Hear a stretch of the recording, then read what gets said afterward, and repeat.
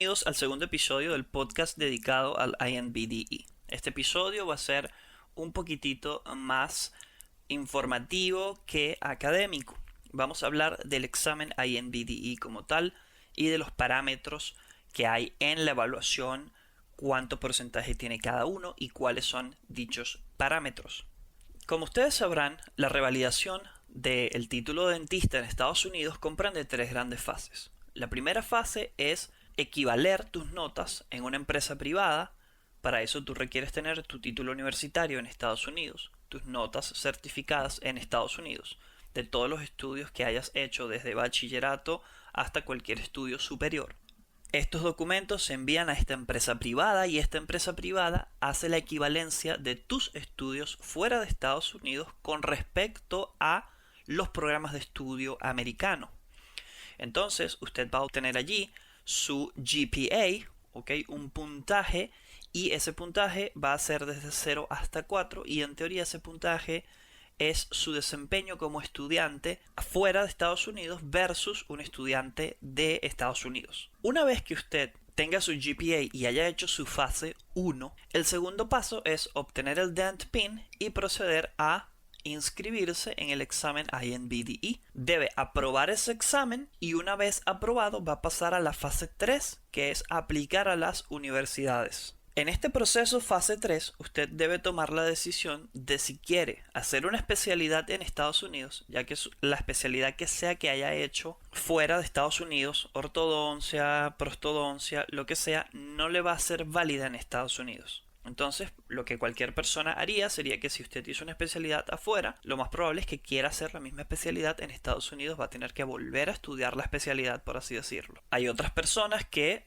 no quieren hacerlo así, sino que prefieren ir como a estudiante de pregrado y volver a estudiar 2 años de pregrado para poder obtener el título de dentista en Estados Unidos. Es diferente porque cuando tú vas a la universidad como estudiante de pregrado, este programa se llama ADEA CAPIT, tú sales de allí con un título de dentista, sales como DDS, como dentista oficial, un título de estudio universitario en Estados Unidos. Aquellas personas que quieren hacer un posgrado y obtener su licencia a través de ese posgrado deben aplicar al programa ADEA PAS. El programa de ADEA PAS es una especialización odontológica que te va a permitir obtener una licencia, pero ejercer solamente tu especialidad. Estás restringido a hacer únicamente la especialidad que has escogido, lo cual a mucha gente no le molesta porque vienen de tener sus posgrados de sus países, son ortodoncistas y sabes, no quieren hacer otra cosa que no sea ortodoncia, por ejemplo. La diferencia es que este te da un certificate, el ADEA PAS te da un certificate. Es lo mismo, pero es como que tú eres una persona que hizo un estudio aquí y es como algo más que está agregado a tu currículum, pero es como si hubieses hecho algo extra fuera de tu país, pero tu título de dentista es de tu país. O sea, tú eres dentista de tu país con un certificate, un posgrado en Estados Unidos. En el caso de ACAPIT, cuando tú estudias en la universidad, sales con el título como que si tú estudiaste aquí desde primer año y tu título de dentista ahora es de Estados Unidos. Bien, cualquiera que sea el camino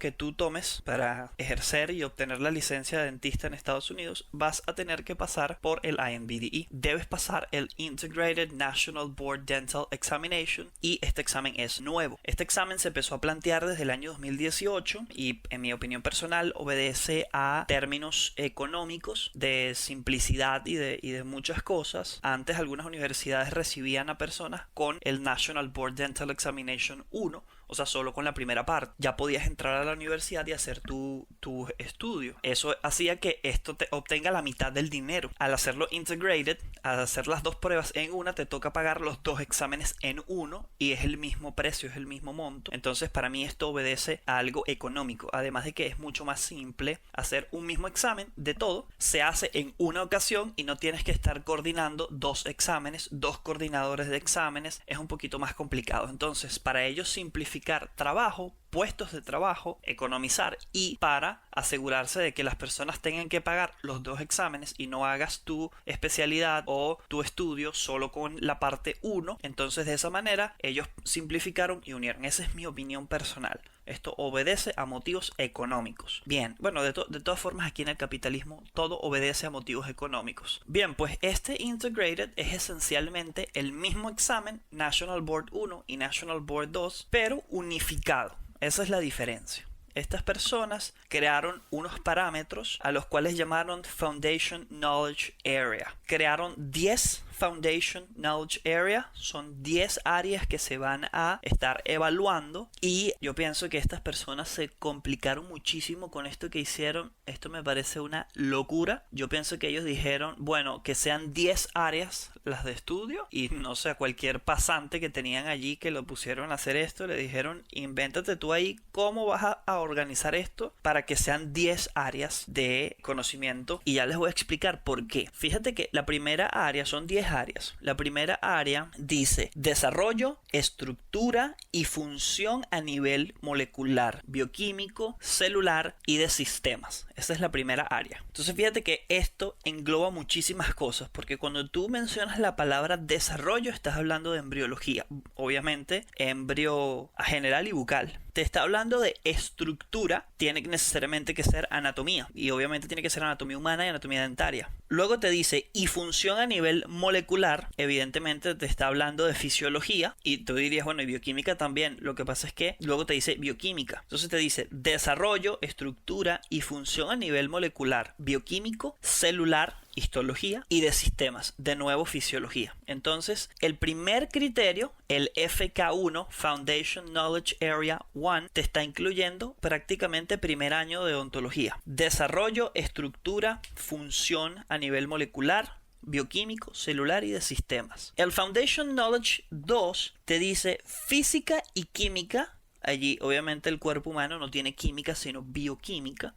Allí claramente te debe estar incluyendo la bioquímica. Entonces te dice física y química para explicar la biología, y esta parte sí me dejó loco, y la patobiología normales. Y de hecho lo voy a leer en inglés. Dice Physics and Chemistry to explain normal biology and pathobiology. O sea, ellos quieren que expliquemos la biología normal y las patobiologías. Creo que el traductor me falló allí, porque dice patobiología normales, y realmente en inglés dice Physics and Chemistry to explain normal biology, o sea, la biología normal, y la pathobiology.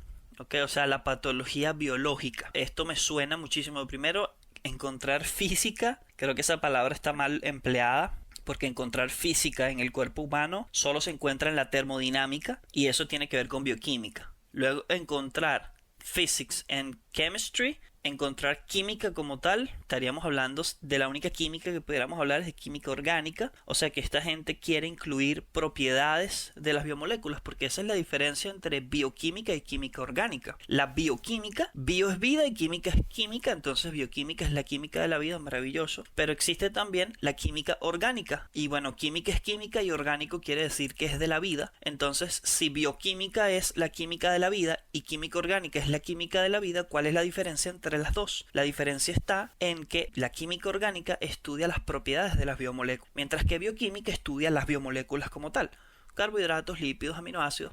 La química orgánica estudia lo mismo, carbohidratos, lípidos, aminoácidos, pero solo propiedades. Entonces esta gente complicó más la bioquímica porque amplió el universo de la bioquímica y le metió la química orgánica. ¿Okay? Luego dice para explicar la biología y la patobiología. Pues obviamente está incluyendo patología como tal. Yo decidí unificar en el curso a FK1 y a FK2. Yo decidí unificar en un solo tramo dentro de nuestro curso. Está así porque las dos cosas se parecen. Evidentemente la parte 2 está hablando de fisiología, requiere de fisiología, ¿ok? Y la parte 1 tiene bioquímica, histo, embrio, anato. Entonces toda esta sección en nuestro curso, en el curso de Acapun, decidimos unificar FK1 y FK2. El porcentaje de ambos es 19%, y no creo que sea una coincidencia que exactamente FK1 tenga 12.2% y FK2 6.8% de la nota del examen. La sumatoria de estas dos cosas da 19%. Entonces 19% es lo que equivale FK1 y FK2, y prácticamente incluye todo lo teórico: fisio, embrio, histo, bioquímica, un montón de cosas. Luego viene FK3, que equivale al 8%, y lo voy a leer en español y en inglés para ver si la traducción está buena. En español dice: física y química para explicar las características y uso de tecnología y materiales. Entonces lo voy a leer en inglés. Dice: Physics and chemistry to explain the characteristics and use of technology and materials. O sea, esto está más que claro. Es radiología y biomateriales. Quieren meter radio y biomateriales como dentro de la misma sección. En radiología hay un poquito de física porque los rayos X se lleva a cabo por la física. Entonces, radiología tiene principios de la física y biomateriales tiene principios de la química. Entonces quiere decir que aquí va todo lo de biomateriales. Esta parte del examen, esta porción del examen, tiene 8% y es FK3. ¿Ok? La dejamos sola, o sea, solo esa sección quedó aisladita, 8%. Luego viene FK4, Foundation Knowledge 4, y lo voy a leer en español. Dice: principios de enfermedades y afecciones genéticas, congénitas y del desarrollo, y sus características clínicas para comprender el riesgo del paciente. Es decir, claramente, la sección 4 es patologías genéticas y congénitas. ¿Okay? Todo lo referente a patología. La sección 6, el Foundation Knowledge 6, es General and Disease Specific Pathology to Assess Patient Risk. Lo voy a leer en español. Dice: patología general y específica de la enfermedad para evaluar el riesgo del paciente. Es decir, la sección 4 y la sección 6 están evaluando patología netamente. La sección 4 evalúa las patologías genéticas y congénitas y la sección 6 enfermedades generales. La sección 4 equivale a 10.6% y la sección 6, FK4 y FK6, la sección FK6 equivale al 11.8%. En nuestro curso, en el curso de Acapun, decidimos unificar estas dos áreas y tenemos FK4 y 6. La sumatoria de los dos equivale al 22.4%. Entonces tenemos estas dos secciones juntas porque todo tiene que ver con patología. La sección 5 dice así: Cellular and Molecular Bases of Immune and Non-Immune Host Defense Mechanism. En español, son las bases celulares y moleculares del mecanismo de defensa del huésped inmune y no inmune.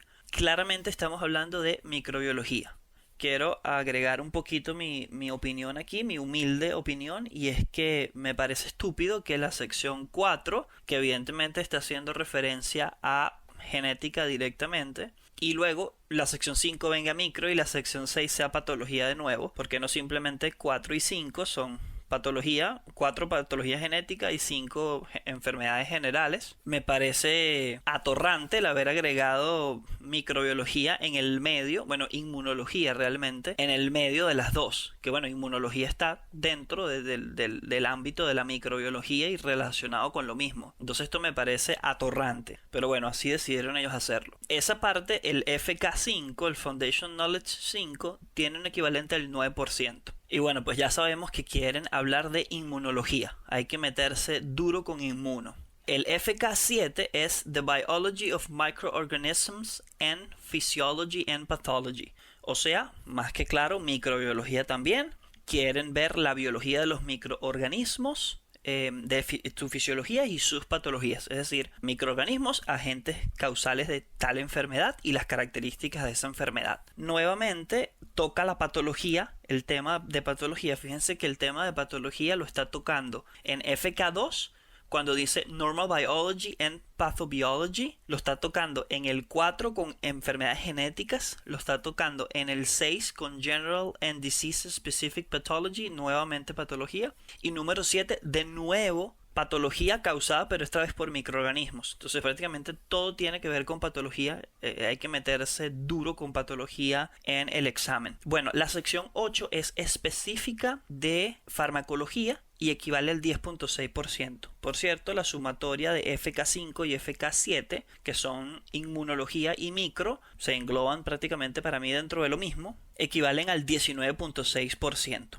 Entonces, hasta ahora llevo FK1 y 2, 19%. FK4 y 6, que son patología los dos, 22,4%, FK5 y 7, 19,6% y farmacología 10,6%. Como verán, farmacología es sumamente importante para el examen, tomando en cuenta que, por ejemplo, FK1 y FK2 incluye bioquímica, fisio, histo, embryo, un montón de asignaturas súper largas y es solo 19%, y fármaco, que es solo una asignatura, el 10,6%. Entonces es bastante, hay que estudiar mucho farmacología. Y luego vienen estas últimas dos secciones que para mí esta gente yo en Venezuela decimos, se fumó una lumpia. Para mí esta sección FK9 y 10 se fumaron una lumpia, esta gente se volvió loca agregando esto y me dejó loco realmente. Todo lo que yo he leído, hay un documento que está publicado por la Joint Commission of National Dental Examination, la JCNDE, y ellos publicaron, y evidentemente todas las deducciones que hemos sacado con los nombres de lo que he estado leyendo ha sido acertado, son las asignaturas que he dicho. Cada sección es la asignatura que he mencionado, pero en esta sección 9 y 10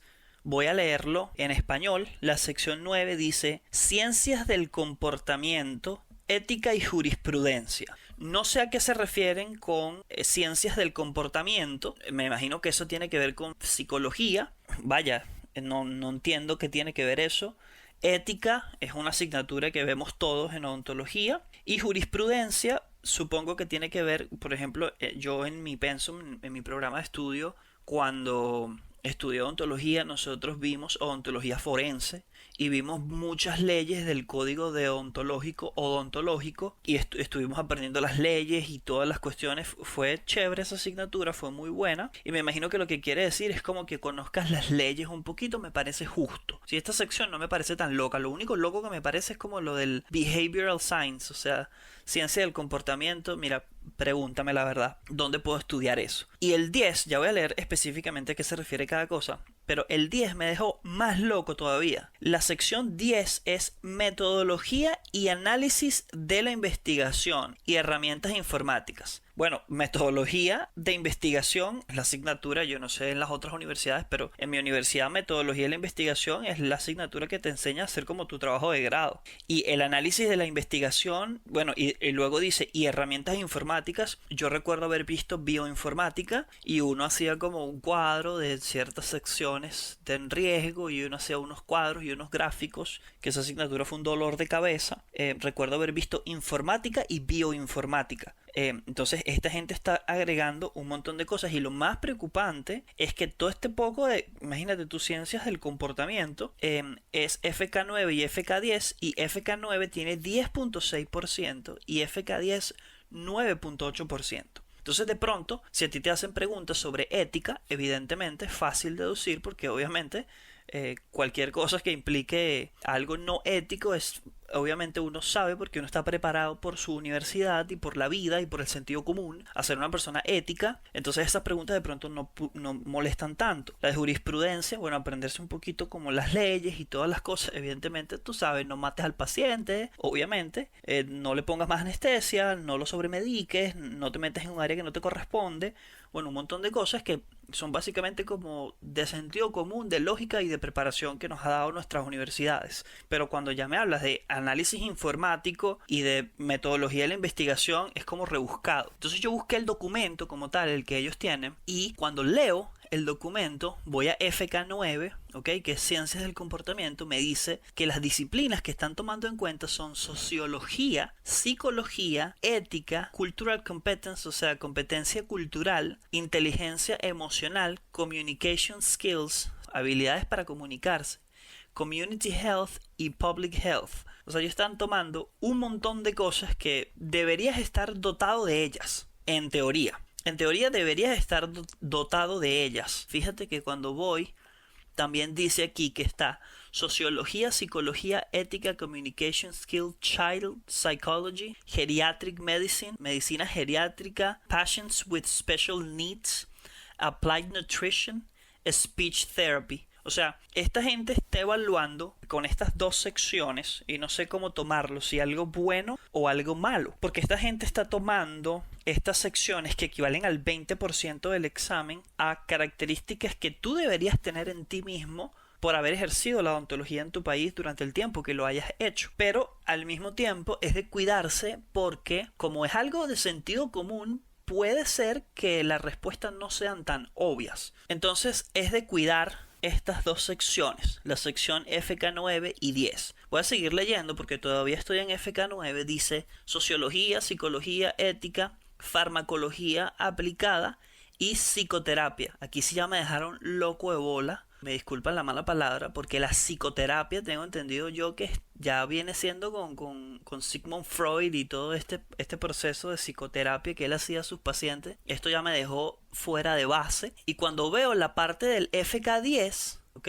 Que viene siendo metodología y análisis de la investigación y herramientas informáticas, me deja más loco porque me dice disciplinas relevantes. Basic Algebra, o sea, matemática, literalmente dice álgebra básica, después dice Basic Mathematics, o sea, matemática básica, Analytical and Descriptive Epidemiology, Statistics, Critical Evaluation of the Scientific Literature. Critical Evaluation, evaluación crítica de las ciencias de la literatura. Evidence-based dentistry.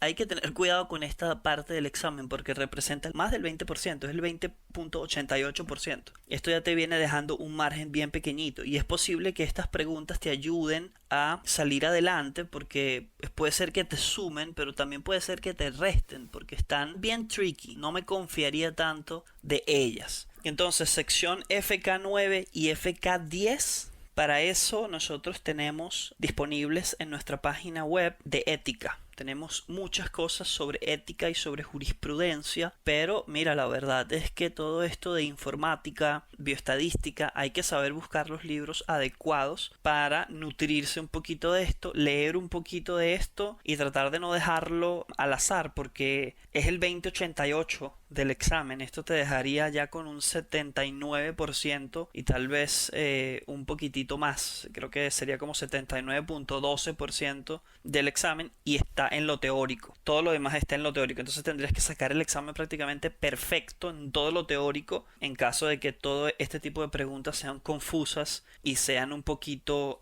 complicadas de responder. Sin embargo, nada de miedo en lo absoluto. Tratar de usar un poquito el sentido común. Y por aquí había algo que yo quería leer y ahora ya no lo consigo. Y es, por ejemplo, aquí dice algunos ejemplos. Dice así, estoy en FK10. Interpretar y aplicar la representación gráfica de los niveles de las drogas y de la dosificación de la farmacocinética. O sea, esta gente va a poner gráficas en el examen y hay que estar preparados para saber leer esas gráficas. Afortunadamente nosotros contamos con la profe La Madrid. La profe La Madrid les va a enseñar a leer todas las gráficas necesarias para el examen. Y de hecho llegó el momento de presentar esta sección del podcast que he decidido llamar La Madriguera con la profe La Madrid. Ella va a estar hablando de fármaco, así que ya volvemos.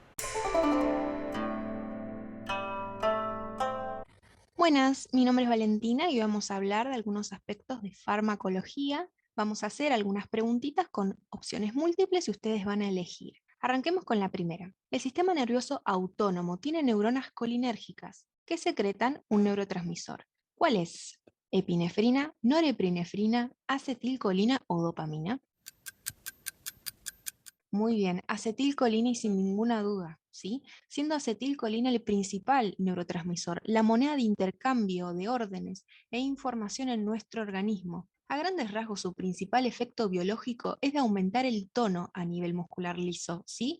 Y las secreciones a nivel de las glándulas. Pero bien, ¿cómo lo logra? A través de dos grupos gigantes de receptores, muscarínicos y nicotínicos. Empezamos por los muscarínicos. Estos están ampliamente dispersos, ¿sí? Contamos con M1, M2, M3, M4 y M5, con diferentes funciones y localizaciones. Por ejemplo, M1 está acoplado a GQ, es un receptor preganglionar. Esto quiere decir que regula la liberación de acetilcolina, mientras que M2 acoplado a GI, por lo tanto inhibitorio, es postganglionar. Predomina en corazón, generando bradicardia. Con esto probamos la diversidad de acción del sistema nervioso autónomo. También tenemos los nicotínicos en tres grupos de receptores, N1, N2 y N3. Podemos mencionar en este caso al N1 a nivel del diafragma, ¿sí? Que es vital para los movimientos respiratorios. que ante una intoxicación, por ejemplo, puede verse comprometido generando parálisis del diafragma. Con esto la muerte de nuestro paciente. Por eso su importancia. Muy bien, podemos avanzar a otra pregunta, ¿sí? Completamente diferente, hablemos de las anfetaminas y su acción simpático-mimética, que causan la liberación a nivel central de ¿qué? Dopamina, serotonina, norepinefrina o acetilcolina. Muy bien, casi todas eran correctas, ¿verdad? Predominio de norepinefrina o noradrenalina, serotonina y dopamina. Las anfetaminas son psicodislépticos, ¿ok? Van a ser excitatorios a nivel central, causando la liberación de forma directa o indirecta de todos estos neurotransmisores, de todos recalcando dopamina, adrenalina y norepinefrina y serotonina. Muy bien, dentro de las clasificaciones de drogas que interactúan a nivel del sistema nervioso central, estas son neuroexcitatorias, que causan una rápida liberación de noradrenalina central. Las anfetaminas aumentan la presión arterial, producen taquicardia y leve broncodilatación por la acción de receptores beta 2 a nivel bronquial. Su abuso causa tolerancia, es decir, disminución de la respuesta que lleva al aumento de la dosis, y dependencia en el paciente frente a este compuesto, ¿bien? Lo que lo lleva a cambios del comportamiento y la necesidad constante de consumo que se denomina craving. Los efectos psicológicos están descritos por la dopamina y la serotonina, que interfieren a nivel del circuito de recompensa, generando euforia y placer en el paciente, que es lo que van a buscar el consumo tras consumo. Los usos terapéuticos serían déficit de atención, narcolepsia y pérdida de peso, muy usado en su momento entre las modelos. Bien, claramente ya no son utilizados para estos fines, puesto a la cantidad de efectos adversos y abusos que producen. Son drogas, de hecho, de abuso. Muy bien, vamos con la última preguntita, ¿sí? Algo completamente diferente con antibióticos. Sulfonamidas, también llamadas sulfas, son estructuralmente similares a ¿qué? Penicilina, eritromicina, ácido acetilsalicílico o ácido paraaminobenzoico. El PABA, ¿cuál les parece? Claramente el PABA, ¿sí? Las sulfonamidas son estructuralmente similares al ácido paraaminobenzoico, siendo esto responsable de su acción antibacteriana. Hablemos un poco de por qué esto es así. La bacteria necesita el PABA para sintetizar ácido fólico, necesario para la maduración de la misma. Entonces, debido a la similitud estructural de las sulfas y el PABA, las sulfonamidas compiten con el PABA, siendo un antagonista competitivo, es decir, impiden las acciones del PABA sobre la bacteria. De esta manera no pueden sintetizar ácido fólico, impidiendo el crecimiento del microorganismo. Como ejemplos tenemos a la sulfasalacina, sulfadiacina argénica y sulfacetamida. Estas no se usarían para tratamientos dentales, por poca efectividad a nivel de los patógenos locales, ¿sí? Pero sí es útil, por ejemplo, para el uso local, generalmente local en cremas o tópico, en quemaduras, infecciones urinarias o incluso tratamiento de enfermedades intestinales inflamatorias como Crohn. Bien, muchas gracias y espero que les haya sido útil. Nos estaremos viendo en las clases de farmacología donde profundizaremos todos estos aspectos. Hasta entonces. Volvimos gracias a la profe La Madrid y quiero decirles que estos son los parámetros. Entonces son 10 parámetros y voy a leerlos nuevamente. FK1 y 2, el 19%, incluye todo lo que es fisio, bioquímica, histo, embrio, todo eso. FK3 es biomateriales y radiología. Hay que estudiar radio y hay que estudiar biomateriales, repasar todos esos conceptos. FK4 y 6 es patología, patología genética y patología en general. FK5 y 7 tiene que ver con inmunología y con microorganismos y todo eso, virus y todo eso.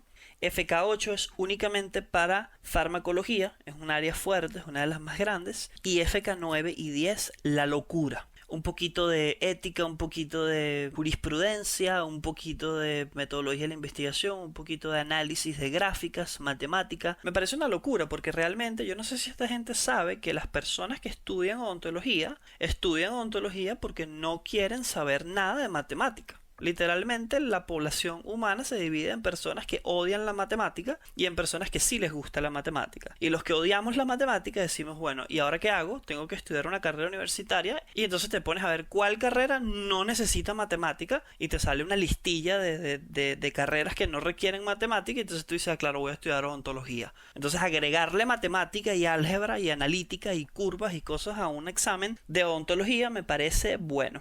Me voy a reservar mi opinión, pero está mal.